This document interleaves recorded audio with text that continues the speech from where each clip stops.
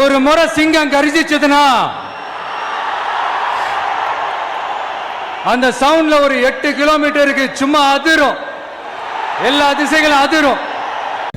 இங்கே படத்தில் காட்டுற மாதிரி எல்லாம் வந்து வைப்ரேஷன்ஸ் ஆகாது. இன்னொன்று, அந்த சிங்கத்துடைய கர்ஜனை அப்படின்றது நம்ம கலகலப்புன்னு சொல்லி சுந்தர்சி வந்து ஒரு படம் எடுத்திருப்பார். அதில் வந்து பார்ட் 1, அதில் அஞ்சலி வந்து சவுண்டாக கத்துவாங்க. அப்போ வந்து ஒரு வேவ் கிரியேட் பண்ணி அங்கே இருக்கக்கூடிய பொருட்கள் எல்லாம் வந்து பிரேக் ஆகும், உடையும், தெரிக்கும் இல்லையா? அதில் காட்டுறதுல ஒரு 2% கூட, ஒரு 2% இம்பேக்ட் கூட காட்டில் சிங்கத்துடைய கர்ஜனையால் இருக்காது, கிடையவே கிடையாது.